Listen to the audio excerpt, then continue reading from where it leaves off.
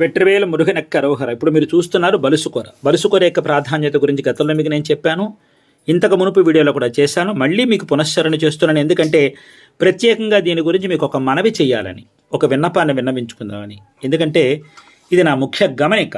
ప్రతి ఆకుకి కూడా ముళ్ళు ఖచ్చితంగా ఉంటుంది, ఇది మాత్రం మీరు గమనించాలి. ఆకు ఎంత విశేషమో, ఆకుకి ఎంత ప్రాధాన్యత ఉందో, ఈ పదార్థానికి ఎంత విలువైతే ఉందో, అలాగే అంత ప్రమాదం కూడా పొంచి ఉంటుందన్న విషయాన్ని మాత్రం మీరు దయచేసి మర్చిపోవద్దు. దీని గురించి తెలుసున్న వాళ్ళకి చెప్పక్కర్లేదు, కానీ తెలియనటువంటి వాళ్ళు, తెలుసుకుందాం అని అనుకునేటటువంటి వాళ్ళు మాత్రం ముఖ్యంగా ముందు ఈ విషయం తెలుసుకోండి.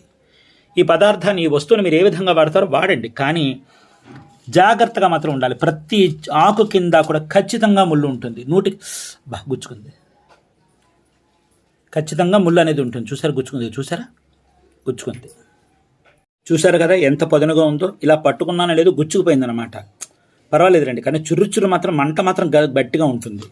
అయితే ఏంటంటే ఇది మాత్రం మీరు బాగా గమనించాలి. పోలండి, ఇది ఒక అందుకు నాకు మంచిదే, ఎందుకంటే మీకు నేను చూపించిన వాడిని అయ్యాను నేను, తెలిసిందా నన్ను ఒప్పు మాటకేం. కానీ ఇదిగో చూడండి, ఈ విధంగా 100 సార్లు మాత్రం మీరు దృష్టి మాత్రం ఇక్కడ పెట్టాలి. దయచేసి ఇది మాత్రం మర్చిపోవద్దండోయ్, తెలిసిందా? ప్రమాదం అన్నమాట. పిల్లలు తింటున్నా, పెద్దవాళ్ళు తింటున్నా చాలా ప్రమాదం. కాబట్టి మీరు దృష్టి, ఇది పట్టుకోగానే ఇక్కడ కూడా గుచ్చుకుంటుంది. మీరు దృష్టి మాత్రం ఇగో చూడండి, ఇక్కడ కూడా ఉంది ముళ్ళు, చూసారా? ఇగో చూడండి, ఇదిగో ముళ్ళు చూసారా? ముళ్ళు చూసారా ఎలా ఉందో గమనించండి.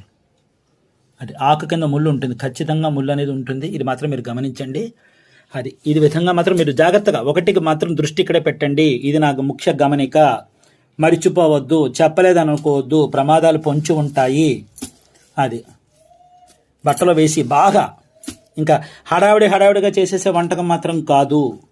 ఇది చాలా నిదానంగా దీని దగ్గరే పని పెట్టుకుని, ఇంకా దీన్ని చూడటమే నాకు పని, ఇంకా వేరే పని ఏమీ లేదు, పని ఉన్నా పక్కన పెట్టేస్తాను అని అనుకుని మాత్రం ఈ ఆకు బాగు చేసుకోండి. పూర్తిగా ఆకు బాగుపడింది అనుకున్నప్పుడు మీరు ఏం చేస్తారంటే, ఇలా ఆకు చేత్తో మామూలుగా నలపండి.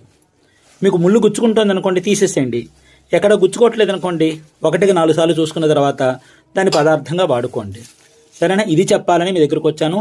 ఆకు విశేషమే, ఆకు ప్రాశస్త్యమే, ఆకు గొప్పతనమే, ఆకు రుచి, ఆకు ఆరోగ్యమే కాదని నన్ను. కానీ వీటి దగ్గర కొంచెం ప్రమాదం మాత్రం బాగా పొంచి ఉన్నది ఏంటంటే ఇదిగో ముళ్ళు అన్నమాట.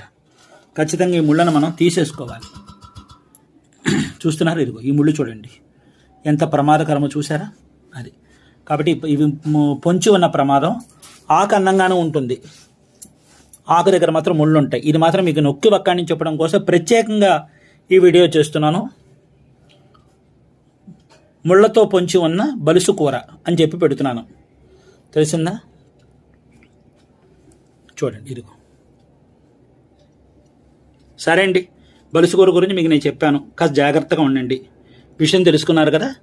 సరే, ఒక చక్కని అంశంతో మీ ముందుకు వచ్చి కలుస్తాను. అంతవరకు సెలవు మరి. సర్వే జనా సుఖినో భవంతు, సమస్త సన్మంగళాని భవంతు, సర్వం శ్రీ సుబ్రహ్మణ్యేశ్వరార్పణమస్తు. శుభం భూయాత్. ఉంటానండి మరి.